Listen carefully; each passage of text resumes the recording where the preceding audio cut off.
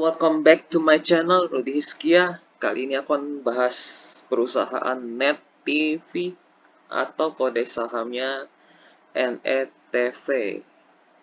Kita sebut saja Net TV kali ya, karena kita sudah tahu dan sudah kenal apa itu Net TV. Jadi kita langsung aja lihat-lihat di websitenya ya.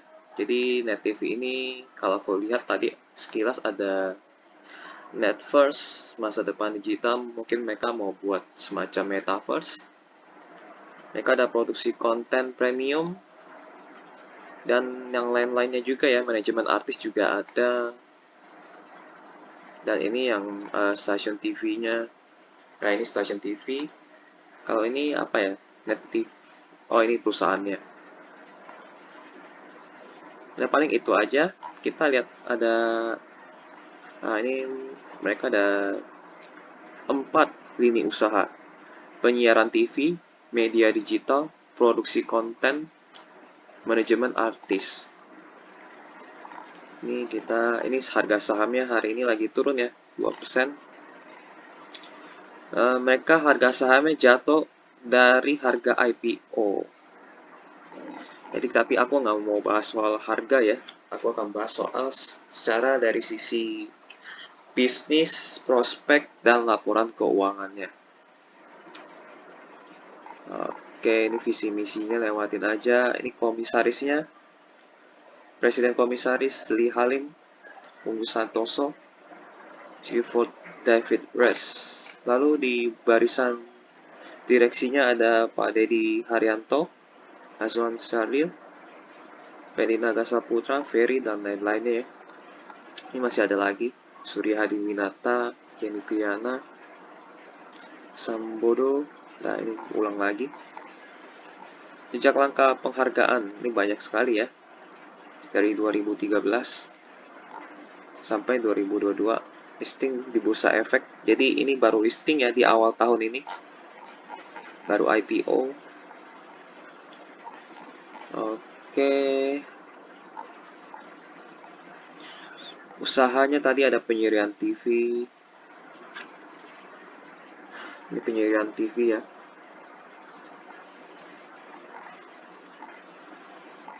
Transmisinya ke seluruh Indonesia. Lalu kita lihat di bagian media digital. Media digital maksudnya adalah membuat konten digital kali ya. Merupakan entitas anak perusahaan yang bergerak di bidang media digital. Kami menyadari bahwa terus engage dengan mereka memberikan konten-konten hiburan lewat media digital. Jadi mereka hiburannya lewat media digital, yaitu lewat YouTube channel. Ini channel YouTube kami adalah channel yang paling banyak ditonton. Oke, Twitter, Facebook, Instagram, TikTok. Jadi mereka namanya apa ya? Mempublish konten-konten mereka itu di media digital, maksudnya seperti itu. Netverse, selamat datang di universe baru.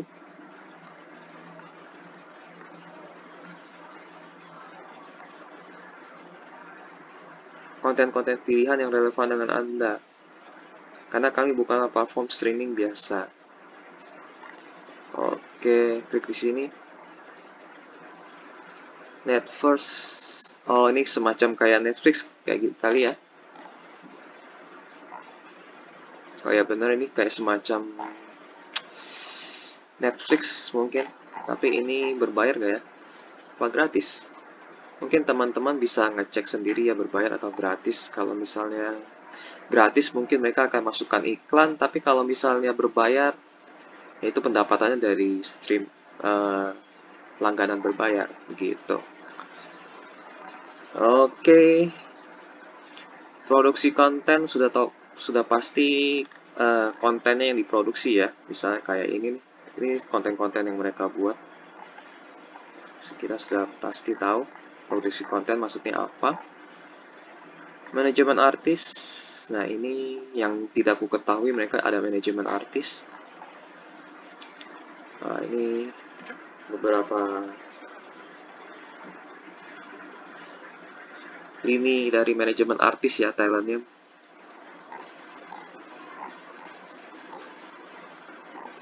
Oke, mungkin kalian kalau mau menjadi artis boleh hubungi mereka juga. Nah, di sini bagian informasi pemegang saham. Nah, ini dia komposisinya ya. Jadi paling besar itu pengendalinya yaitu PT Sinergi Lintas Media gitu. Jadi kalau misalnya ada pemegang saham tunggal, pengendali saham tunggal lebih tepatnya ya. Nah, ini baru kita masih lebih aman lah gitu. Ini pengendalinya. Tapi kalau misalnya pengendalinya campur-campur dan tidak diketahui kan jadinya serem juga. Bisa aja dilepas rame-rame kan. Tapi ini ketahuan pengendalinya siapa. Ini katanya kalau gue lihat-lihat eh, saham ini, pemegang saham ini. Tapi nanti kalian cari masing-masing ya. Jadi PR buat kalian, aku nggak akan cariin yang bagian ini. Kalian cari sendiri. PT Sinergi Lintas Media, Indika Inti Holdiko, Semangga Bambu Runcing, terus Global Media itu adalah perusahaan apa, kalian cari sendiri di Google dan kalian lihat pengendali orang-orang di belakangnya siapa gitu. Kalau Sinergi Lintas Media katanya pemiliknya itu komisaris dari saham India atau bukan, aku lupa ingat. Ini ada hubungannya dengan Indika juga. Ini pengendalinya ya ini si orang-orang dari Sinergi Lintas Media ini gitu.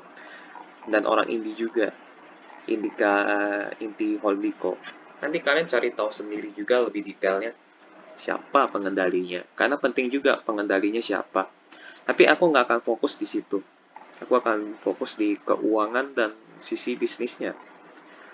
Struktur pemegang saham udah kita tahu lah ya. Laporan dan pembaharuan, ini laporan keuangan terakhir dan prospektus. Kalian juga bisa lihat prospektusnya, uangnya dipakai untuk apa dan sebagainya. Paparan pabrik, oke, tidak ada. Udah, paling websitenya hanya gitu aja sih. Tidak ada informasi yang lebih lanjut. Jadi kita lihat ke profile di IDX-nya ya. Ini profilnya. Tanggal pencatatannya 2022. Info perdagangan, sejarah dividen, historical, tidak ada, profile.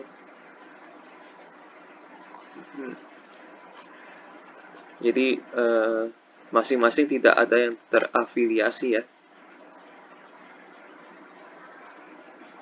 Independen yang ini orang asing. Guilford David Rees.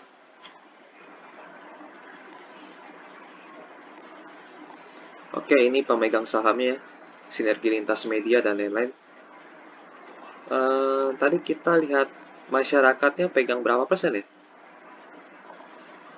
Investor, informasi pemegang saham, masyarakatnya pegang berapa persen? 3% masyarakatnya. Tapi di sini nggak tertulis masyarakat 3% ya. Anak usahanya ini 2.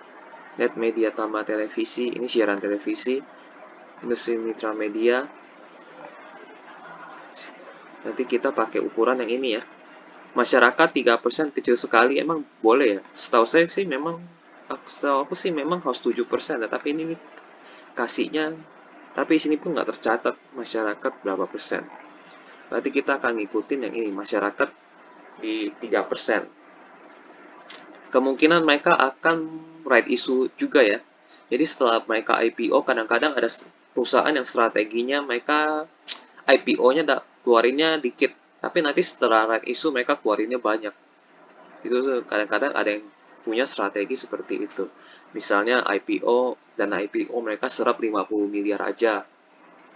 Lalu right issue bisa mereka keluarin bisa gede, bisa mendapatkan dananya lebih gede, bisa 2 triliun, 3 triliun, kayak gitu-gitu.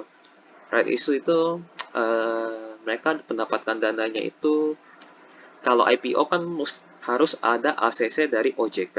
Tapi kalau right issue tidak harus di ACC oleh OJK gitu. Lebih ringan kalau right issue. Jadi kemungkinan kalau mereka right issue mudah nih. Jadi karena masyarakatnya baru 3%, jadi bisa berkali-kali mereka right issue. Bisa mengumpulkan modal berkali-kali mereka. Karena masyarakatnya baru 3%. Jadi ini oke sih secara komposisi pemegang saham. Wes, kita lanjut ke bagian laporan keuangan terakhir ya. Di bulan Maret 2022. Ini disajikan dalam rupiah. Berarti kasnya 300 juta, men. Stasiun TV, uang cashnya cuma 300 juta. Nggak salah kan, disajikan dalam rupiah, nggak dikali 1000, nggak dikali 10, nggak dikali 1 juta. Wah, ini parah sih. Ini uang kasnya mereka cuma 300 juta. Bayangin kayak stasiun TV yang karyawannya itu cukup banyak lah ya. Tapi uang kasnya cuma 300 juta. Ini salah kali ya, dikali 1000 kali ya. Bener gak sih? Apa aku mengalami halu atau bagaimana? Bener loh, tapi ini 1,7 T total aset. Ini bener loh, uang cash cuma 300 juta. Ini parah sih, ini parah banget. Uang cash cuma 300 juta. Oh, rekening bank yang dijaminkan ada 10 miliar. Ini maksudnya apa? Rekening bank yang dijaminkan. Kita lihat nomor 6 ya. Kita lihat nomor 6, nomor 6, nomor 6, nomor 6. Nah, ini rekening bank yang dijaminkan. Oh, maksudnya ngutang kali ya. Ya totalnya 10 miliar sih. Seluruh kas di bank dan deposito berjangka dijadikan jaminan atas utang bank. Catatan 22, nomor 22. Dari 22, utang bank lanjutan, utang bank. Oh ya, utang ya di mereka ya. Karena uang cash mereka dikit, mereka utang. Jadi ada jaminan. Tapi ini milik bank sebenarnya. Nah, ini milik bank. Rekening bank yang dijaminkan. Rekening bank yang dibatasi penggunaannya. Ini cash lancar, tapi sifatnya kayak utang begitulah ya. Dan boleh digunakan sebesar 10 miliar. 10 miliar pun terlalu kecil untuk karyawan yang sebanyak Net TV ya. Nggak tahu deh, karyawan Net TV itu ada berapa banyak. Harusnya banyak ya kru-krunya. Belum nanti mereka harus bayar talent-talent yang ada. Ini terlalu dikit sih menurutku ya. Ini piutang usaha ada sebesar 180 miliar. Piutang usaha dari iklan yang kemungkinan ya. Persediaan, maksudnya apa persediaan? Kita lihat nomor 9.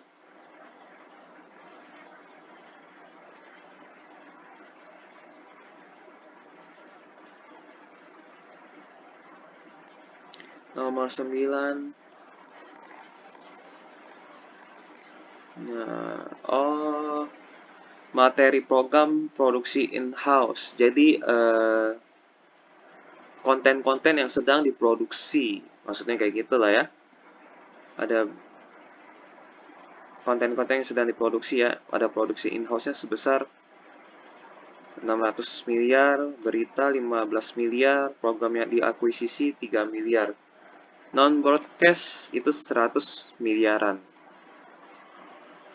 Oh, jadi persediaan itu film-film atau bukan film, konten-konten yang sedang diproduksi, siap ditayangkan atau siap dipasangin iklan begitu kali ya. Jadi makanya mereka tercatatnya sebagai persediaan di sini. 800 miliar. Tapi kan belum tentu 800 miliar itu bisa diuangkan. Bener gak? Ini apakah kontennya sekali tayang langsung ada duit atau bagaimana? Kurang tahu juga ya. Yang jangan sekali mereka tayang live, baru duit ini diuangkan. Nah, jadi mungkin teman-teman kalau bisa tahu mekanisme soal laporan keuangan siaran TV, boleh bantu kali ya.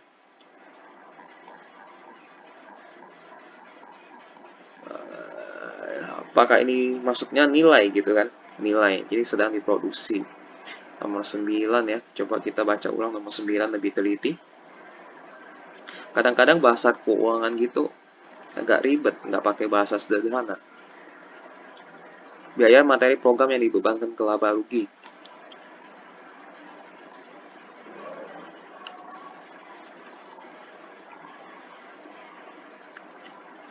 Persediaan tidak diasuransikan karena nilai tidak dapat ditentukan untuk tujuan asuransi.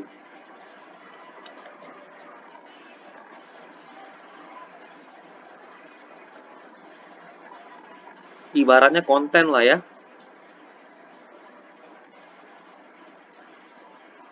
Penambahan, pengurangan nggak ada. Yang dibebankan pada tahun berjalan. Oke. Jadi mungkin akan sekali tayang. Ini produksi kali ya. Ini antara uang produksi atau sekali tayang dapat segini gitu. Kemungkinan uang produksi. Uang produksinya 827 miliar. Jadi nanti kita bandingkan dengan pendapatan beban ya, karena itu kan produksi kan.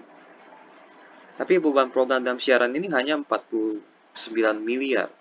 Jauh sekali dengan persediaan ini. Mana? Persediaan. Nih, persediaannya segini. Ini kemungkinan tetap aku state sebagai uang produksi atau beban produksi ya. Bukan pendapatan. Dan ini nggak bisa diuangkan karena sifatnya konten kan. Kalau sifatnya konten tidak bisa langsung diuangkan. Mereka tayang dapat duit gak bisa? Bisa. Tapi ya mereka dapatnya cuma segini. Kalau kita lihat di pendapatan. Ini pendapatan 97 miliar ya. Sementara tadi kontennya ada sekitar 800 miliar. Jadi ada yang mungkin sedang proses produksi atau yang sudah diproduksi 800 miliar tersebut. Oke, jadi tetap mereka masuk ke aset lancar mungkin ini dalam 1 tahun bisa langsung ditayangkan dan bisa langsung diuangkan menjadi cash. Tapi ini tetap mereka berbahaya ya karena uang cash mereka cuma 300 juta itu kecil banget apalagi rekening yang dijaminkan cuma 10 miliar. Piutang usaha 180 miliar. Piutang usaha itu mungkin ini kali ya vendor-vendor yang utang atau customer yang utang ya, para pengiklan lebih tepat ya. Bukan vendor ya, para pengiklan yang mau pasang iklan di Net TV. Mereka masih ngutang sifatnya ya, 180 miliar. Kalau ini bisa dicairkan secara cepat sih, harusnya utang aman ya. Tapi nanti kita akan lihat utang. Jadi yang bisa dicairkan ini sih, yang paling masuk akal untuk dicairkan secara cepat. Jadi ini bisa jadi uang cash itu sekitar total ditambahin ini sekitar 190 miliar ya. Kita akan bandingkan dengan utang jangka pendek mereka. Aduh ampun.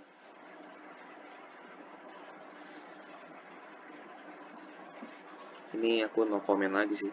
Utang bank 1T.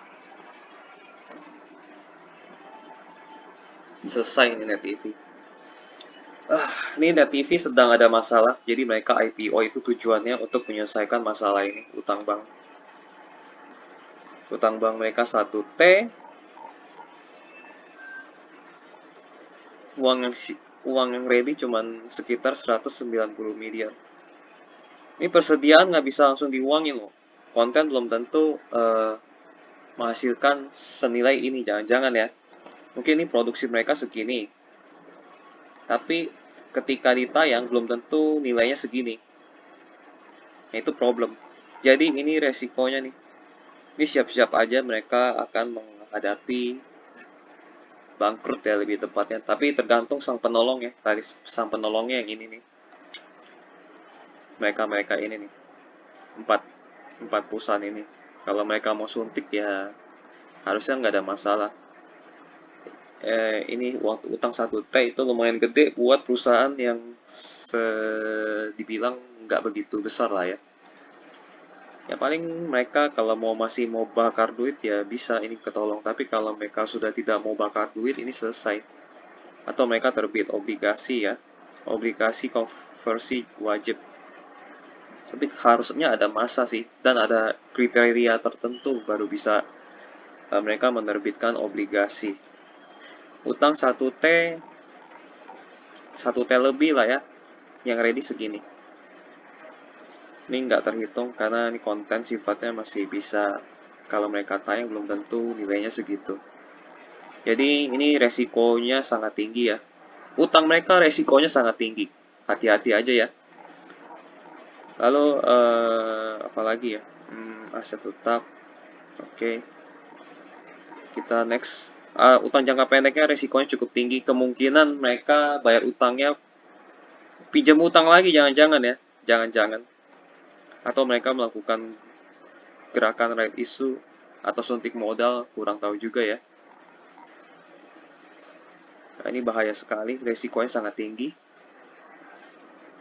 Lalu kita lihat utang jangka panjangnya tidak ada. Yang paling tebalnya utang bank jangka pendek ya.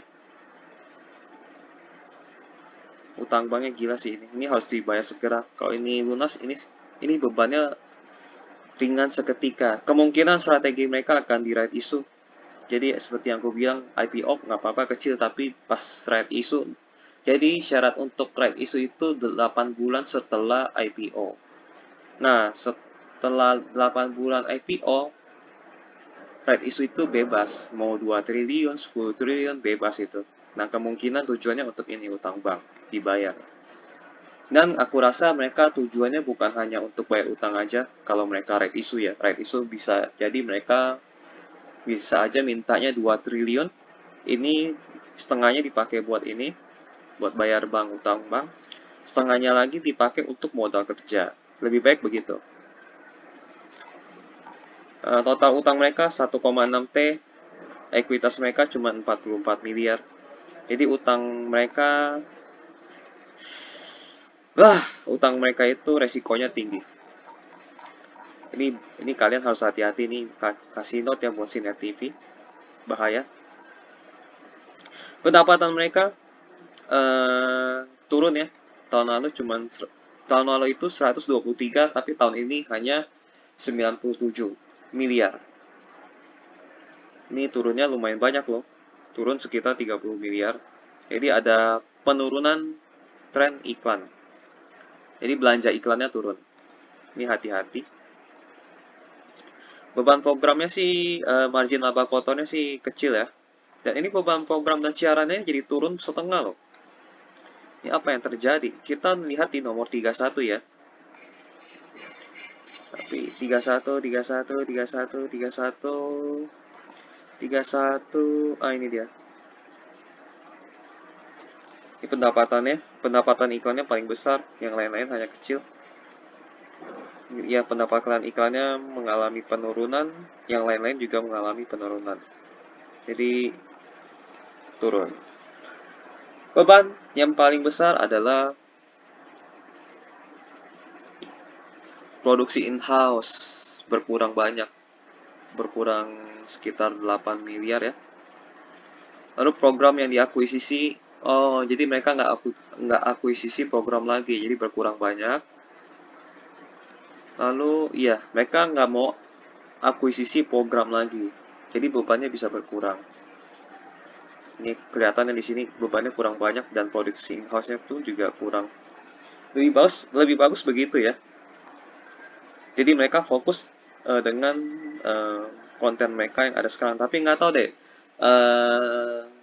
bisnis siaran TV itu atau konten digital mereka itu apakah bisa berkembang atau tidak? Masalahnya di situ kan. Soalnya siaran TV itu programnya itu saingannya ada banyak. Kalau misalnya orang paling banyak nonton TV di prime time kan, sekitar jam 7 sampai jam 9 malam. Dan itu harus rebutan dengan 10 operator di Indonesia. 10 lebih lah ya, ada RCTI, Indosiar, dan kawan-kawan. Jadi mereka rebutan. Jadi cara mereka biar nggak kalah di siaran TV, mereka harus masuk ke YouTube tadi, yang sesuai presentasi eh, yang ini ya, bukan presentasi, lebih tepatnya usaha mereka ya. Ini media digital mereka. Nah, di YouTube channel. Jadi cara mereka mendapatkan uang, mereka harus masuk ke ranah media digital. Nah, ini yang menjadi perjuangan mereka ya. Jadi siaran TV mereka tetap ada, tapi lebih bagus mereka dorong pembuatan konten di YouTube channel tadi. Gitu. Ini berkurang lumayan banyak, artinya bisa bagus, bisa jelek, tapi aku akan lihat dari sisi positif atau bagusnya ya. Beban berkurang setengah. Artinya bagus, berarti biaya bisa dipotong banyak lah ya.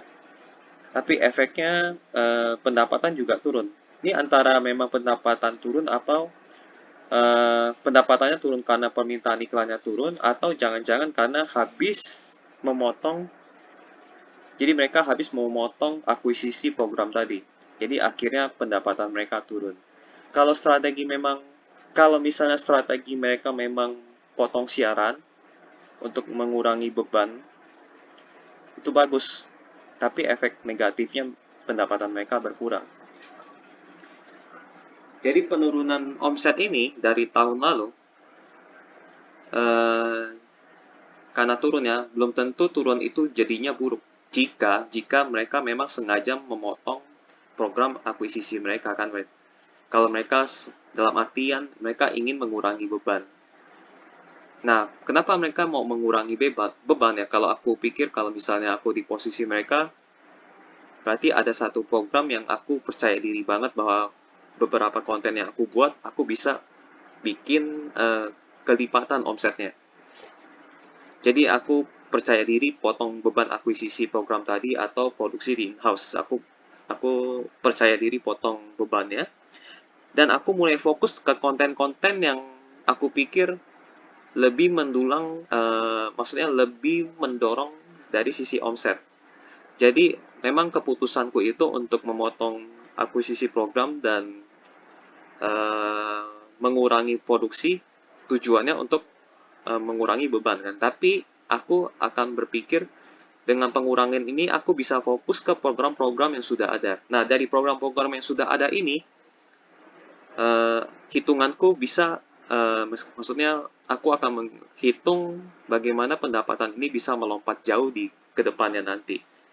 Nah, tapi saat ini memang kalau strategiku adalah memotong apa sih namanya siaran, bukan memotong siaran, memotong produksi, memotong akuisisi program demi untuk keuntungan jangka panjang, itu nggak masalah. Tapi efeknya yang jangka pendeknya jadi turun gitu. Ini yang kulihat ya, kemungkinan kalau aku di posisi mereka sepertinya aku potong beban, tapi akhirnya efeknya ya pendapatan turun. Tapi aku nggak masalah pendapatan turun sekarang. Nanti aku akan kejar pendapatan pertumbuhannya di tahun-tahun mendatang. Yang penting aku turunin beban dulu. Setelah aku turunin beban dulu, cut semua ranting-ranting yang tidak berbuah. Otomatis kan pendapatanku turun kan, itu nggak masalah, dan efeknya ini pendapatan turun. Tapi setelah aku memotong ranting-ranting yang tidak berbuah dan meninggalkan ranting yang berbuah, jadi aku bisa fokus ke yang ranting-ranting yang subur tadi. Dan nanti suatu saat ranting-ranting yang subur ini bisa berbuah lebih banyak. Begitu. Jadi kalau itu strategi mereka, itu bagus. Jadi turunnya pendapatan ini bukan karena turunnya permintaan iklan, tapi mereka memakai strategi memotong produksi mereka. Gitu. Oke, laba brutonya mereka naik 6 miliar ya.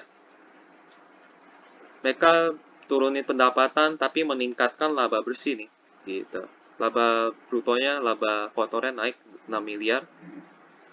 Beban umum administrasi turun, naik.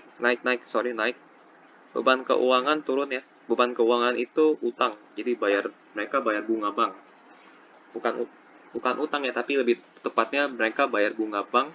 Beban keuangan ini cukup tinggi nih, 24 miliar.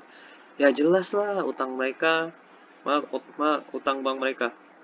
Utang bank mereka itu 1,1 T, tapi utang bank mereka turun ya, positif di situ. Tahun lalu 159 miliar, tahun ini hanya tinggal 14 miliar. Jadi berkurang 30 miliaran ya.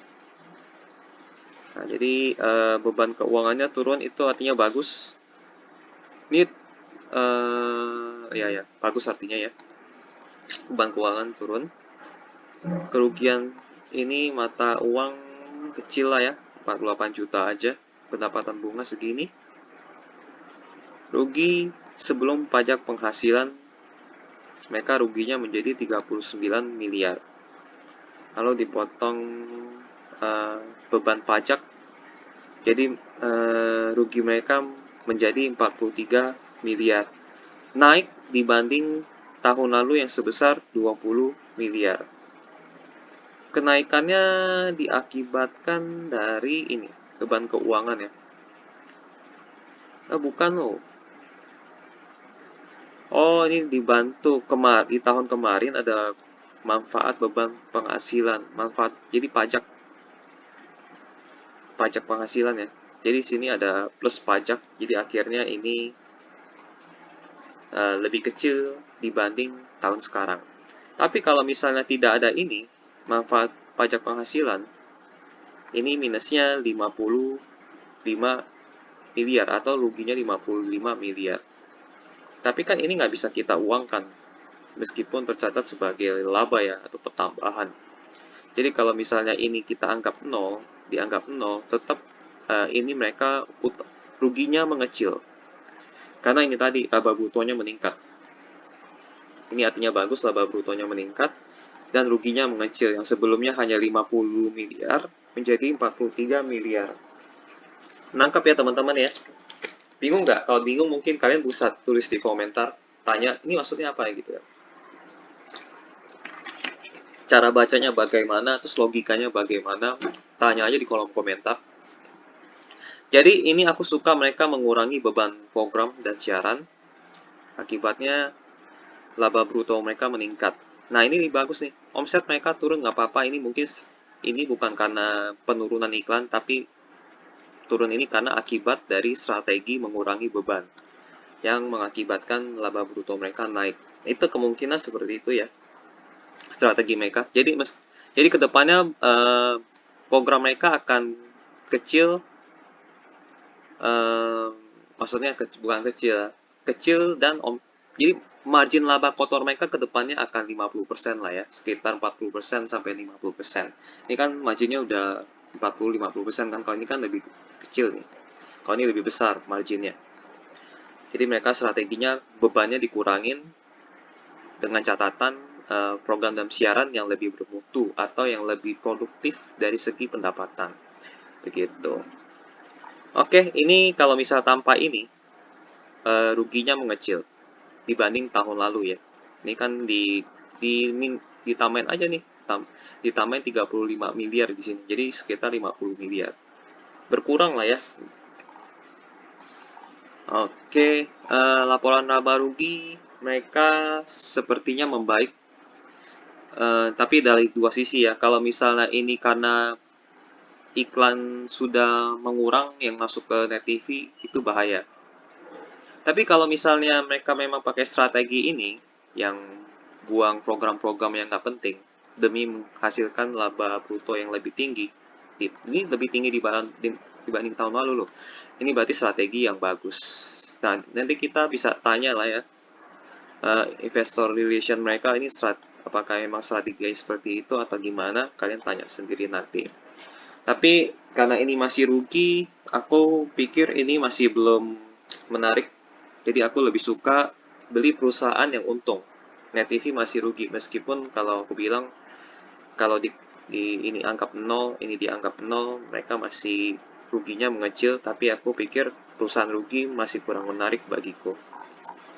Oke lanjut, 43 miliar lumayan gede ya bagi aku ya. Dan ini minus 100 miliar dibanding tahun lalu yang minusnya itu 2 miliar. Kok bisa banyak begitu? Ini ada pembayaran kas kepada pemasok, karyawan, dan lain-lain meningkat ya. Tahun lalu 98 miliar, di tahun ini menjadi 190 miliar. Jadi lompatnya tinggi sekali. Pembayaran kepada kas, kepada pemasok, karyawan dan lain-lain. Ini antara gaji karyawan naik atau produksi kontennya gitu. Oke, kita lihat bagian ini, penerimaan hasil dari penerbitan saham. Ini dari IPO ya, dana dari IPO masuk positif. Jadi dana IPO masuk 149 miliar, masih belum membantu soal utang banknya yang sebesar 1,1 triliun. Jadi agak bahaya lah ya. Kas dan setara kas terakhir periode sebesar 11 miliar ya. Jadi kita hitungnya yang 11 miliar tadi. Tadi kan kita lihat yang aset lancar itu uang cashnya cuma ratusan juta kan. Sama tuh ratusan juta. Nah, ini digabung jadi 11 miliar lah. Jadi aku bilang tadi, ini sebenarnya rekening bank milik punya bank. Jadi sifatnya utang lah gitu. Tapi total-total 11 miliar sesuai yang tadi ini. Yang arus kas tadi. Nah, arus kas tadi, nah ini dia 11 miliar. Jadi uang kas mereka uang 11 miliar, tapi ini pinjaman gitu. Oke, jadi secara arus kas pun mereka minus ya. Jadi kurang menarik juga, double. Ini bukan double lagi, ini kurang menariknya super parah.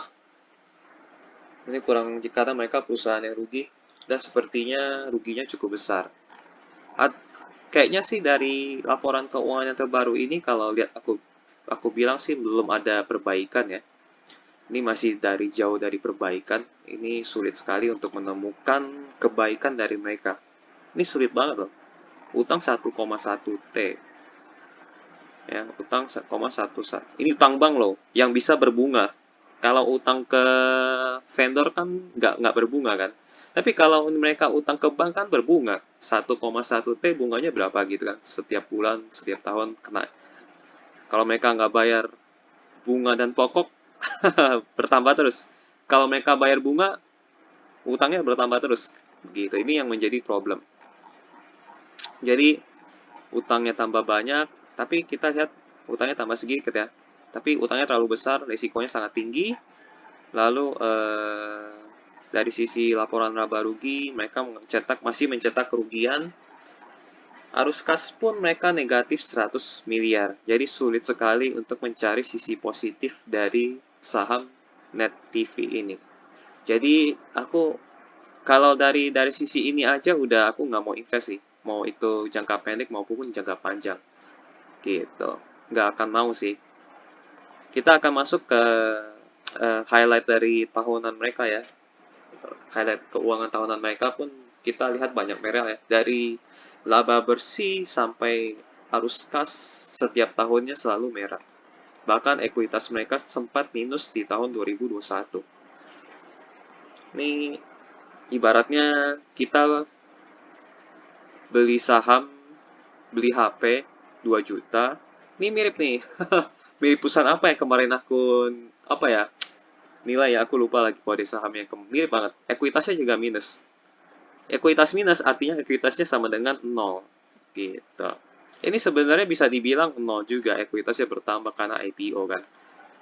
Ekuitasnya 44 miliar, tapi dibandingkan dengan utangnya 1,1 T, ini sebenarnya 0.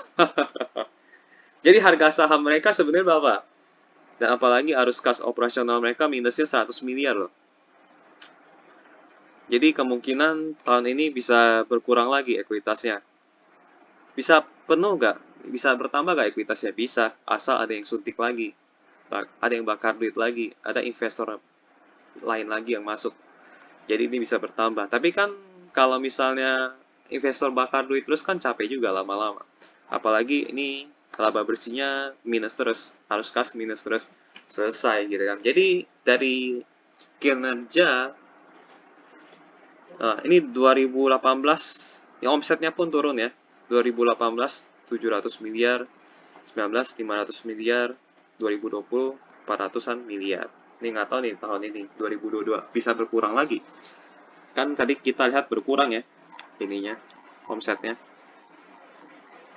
Nah, ini yang kuartal 1 kurang loh. Nah, berarti karena kuartal 1 kurang, kemungkinan di tahun 2022 berkurang lagi. Jadi langsung masuk kesimpulan kah? Nanti lihat dulu. tunggu dulu dong. Jadi kalau dari highlight mereka juga kurang menarik, sangat-sangat tidak menarik. Mungkin harga saham yang pantas untuk Net TV itu Rp1 kali ya. Sekarang harga saham Net TV berapa? 286. Wah, itu kemahalan. Mungkin kalau bagi kus pribadi ini mungkin lebih cocok Rp1 gitu.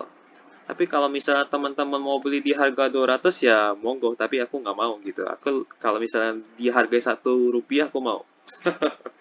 Tapi karena mereka selalu rugi, Rp1 pun kemungkinan aku nggak mau beli gitu. Kecuali mereka mulai ada perbaikan. Kalau aku sih lihat belum ada tanda-tanda perbaikan ya.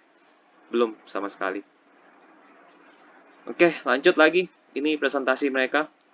Semoga dari presentasi mereka, ini baru loh, 8 Juli 2022.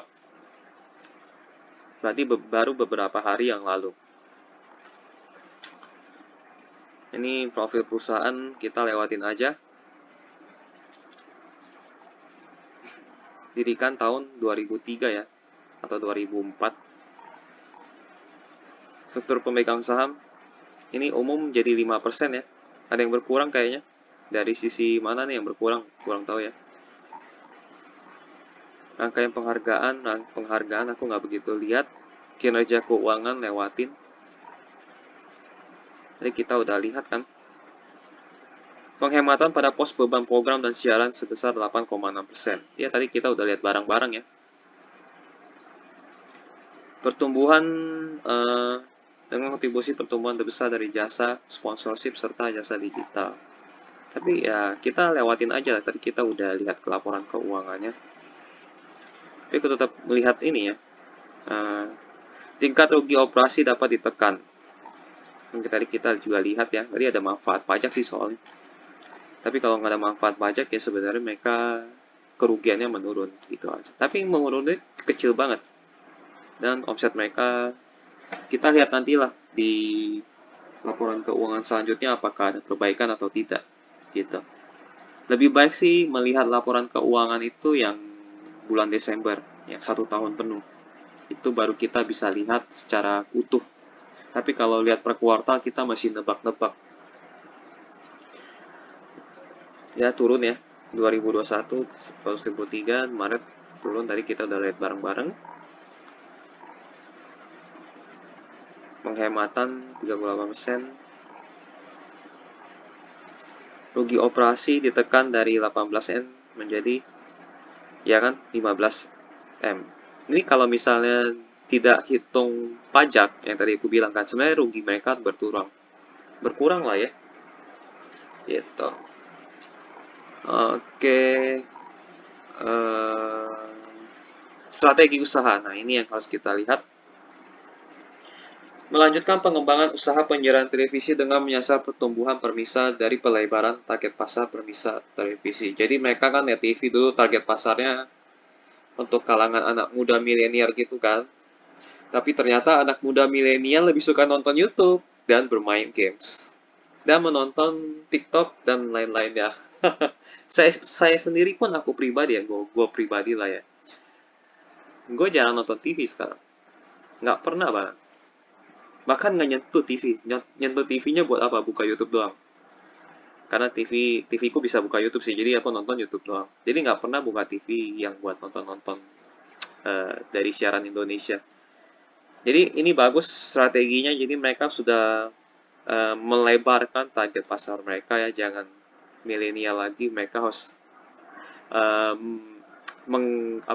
menggapai ibu-ibu yang kurang kerjaan atau anak-anak yang belum bekerja segala macam, lebarin target marketnya mereka lah ya, jangan anak milenial lagi, agar mereka bisa dijangkau oleh lebih banyak orang. Lalu meluncurkan berbagai konten eksklusif di media digital serta meluncurkan aplikasi Netverse. Oke, ini jadi media digital itu kita anggap YouTube ya. Bagus ini, aku suka. Terus mengembangkan konten IP Library Net untuk mendorong pemanfaatan baru dalam interaksi dengan pemirsa serta mengidentifikasi peluang baru untuk monetisasi IP melalui perkembangan teknologi terbaru. Ya, media kini yang ada antara lain melalui Metaverse dan NFT. Nah, ini nggak tahu nih mereka masuk ke sini bisa bagus atau tidak, gitu. Penyurian televisi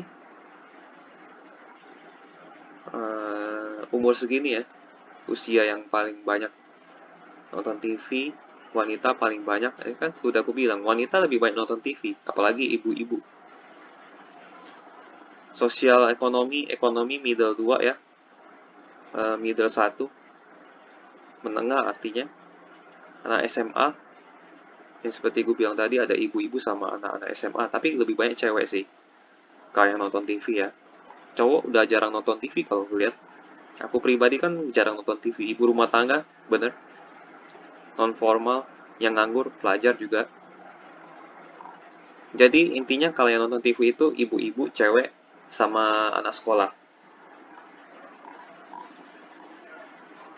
Oke, memperluas pasar, pertumbuhan pemirsa wanita, keluarga, dan anak-anak, bener kan? Anak-anak naik 60%, ya. Memperluas pasar program regular. Ini bagus nih, anak-anak, untuk para wanita, ini keluarga. Malam biasanya cowok, tapi jarang cowok nonton TV sih. Atau deh kalian masih nonton TV gak? Mungkin ada yang masih ada, kalau aku pribadi udah jarang banget. Bahkan nggak pernah ya di belakangan ini. Belakangan ini nggak pernah. Memperluas pasar, program spesial. Oke, media digital, YouTube ya mereka. Net TV, TVA, TVB, dan lain-lain. Net TV nomor 1 di YouTube. Konten digital eksklusif, Tonight Show Premiere. Ini Tonight Show Premiere. Aplikasi video digital Netverse. Ini semacam kayak ini kali ya, View, Netflix, dan kawan-kawannya. Konten eksklusif, Beyond Media. Ini fasilitas produksi yang terintegrasi. Ini banyak macam lah ya, tim produksi, digital konten, dan lain-lain. Produksi konten ini, mereka memproduksi konten. Jadi kunci mereka mau ditonton atau tidak, konten mereka sih. Jadi kalau mereka berhasil membuat konten yang bisa membuat orang menonton, terutama di YouTube, itu lebih bagus gitu. Apalagi di TV juga ya, TV lebih luas sih yang nonton, karena TV itu kan gratis. Kalau YouTube harus bayar kuota gitu. Oke, jadi kalau mereka bikin konten yang bagus, orang nonton TV pun nggak masalah. Kalau kontennya benar-benar bagus. Bagus dalam arti, apa ya namanya, menjangkau banyak orang, lebih disukai banyak orang, gitu. Potensi kolaborasi strategis XNet IP. Ini metaverse tadi yang mereka bilang ya. Terima kasih. Oke, presentasinya jelas lah ya. Strategi mereka jelas dan benar, tidak ada yang aneh. Ini kita akan, nih ya, ini strategi mereka jelas. Ya ini mereka cuman memperlebar target, jangan ini lagi, jangan apa namanya seperti dulu lagi yang harus fokus di milenial. Jangan, mereka harus banyakin target pasar mereka, mau anak-anak, ibu-ibu, bapak-bapak, lebarin targetnya. Lalu digital media mereka juga kembangkannya di YouTube, dukung aja. Dan ada mereka mau bikin metaverse dan NFT ya juga dukung aja. Paling gitu aja, ini strateginya udah tepat, kecuali ini nih, metaverse dan NFT aku agak gimana gitu, kurang lihat prospeknya gitu. Tapi kedepannya apakah berprospek? Ya lihat aja nanti bagaimana. Cara valuasi, karena mereka masih mengalami kerugian PE rasio negatif, price to book mereka 92 kali, jelas mahal sekali ya, padahal industrinya 6 kali. Jadi makanya aku bilang mahal sekali.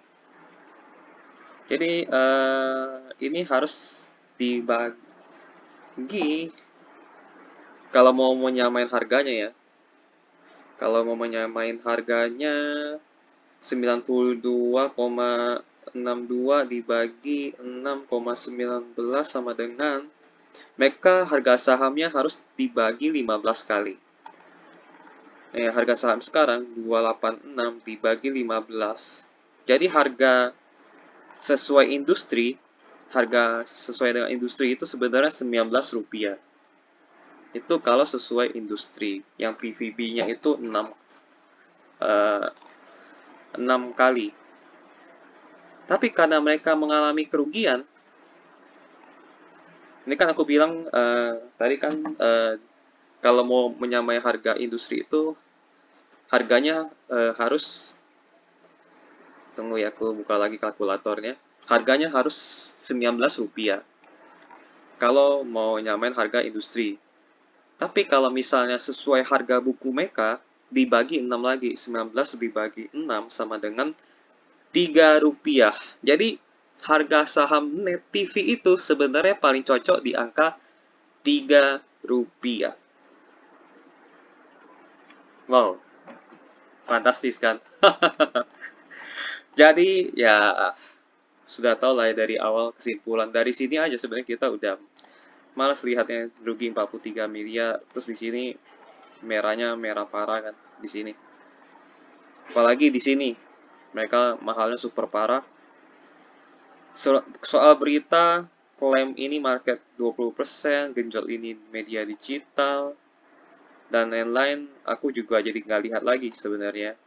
Nggak ada hal-hal yang bagaimana banget. Tidak ada strategi yang bagaimana mereka menggenjot omset atau membalikan keadaan menjadi untung. Jadi mereka tidak ada statement seperti itu. Misalnya, oke, 3 tahun lagi mereka akan jadi untung. Nah, mereka nggak ada statement seperti itu. Jadi mereka masih berpikir bahwa ini perusahaan masih akan rugi selama beberapa tahun ke depan dan waktu yang tidak ditentukan. Jadi langsung masuk kesimpulan aja ya. Seperti yang aku bilang, tadi kan aku sempat bilang harga yang pantas untuk si Net TV itu Rp1 kan. Tapi setelah kita hitung pakai kalkulator, dengan nilai PVB yang 1 kali, itu PVB 1 kali itu Rp3 loh. Nah, karena ini minus, rugi, biasanya rugi itu berarti harusnya PVB-nya 0,3, 0,5. Berarti kalau tadi kan PVB 1 kali itu Rp3. Karena ini rugi, aku pasti PVB-nya itu 0,3 kali. 0,3 kali itunya berapa? Rp1. Jadi Net TV ini harga saham yang pantas sebenarnya itu di Rp1. Jadi segini ini super mahal. Nah, ini segini super mahal. Jadi ya Net TV itu harga sahamnya Rp1 aja lah ya. Karena mereka masih rugi, utangnya 1,1 T. Ini valuasinya mahal 92 kali. Kalau misalnya PVB-nya 0,3 kali, itu mereka di Rp1. Jadi ya pantas Rp1. Jadi kesimpulannya langsung masuk aja. Kesimpulannya untuk investasi tentu saja tidak ya. Untuk jangka pendek maupun jangka panjang. Mereka kalau bisa hindari lah ya. Karena kemahalan juga gitu.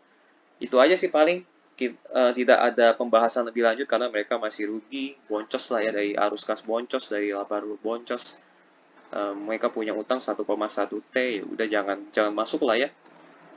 Lebih baik sih jangan ya. Harga pantas mereka itu Rp1 aja. Jadi kalau mereka sampai turun sampai Rp1, nah kalian boleh tuh beli.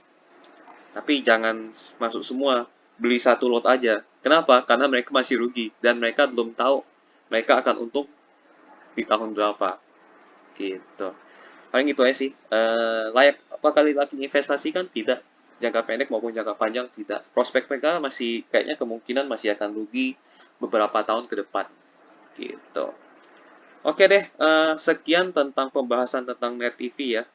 Kalau misalnya ada informasi yang kurang, ada yang salah, kalian boleh tambahkan di kolom komentar atau koreksi di kolom komentar. Terus kalau mau request saham yang lain, kalian boleh tulis di kolom komentar juga ya.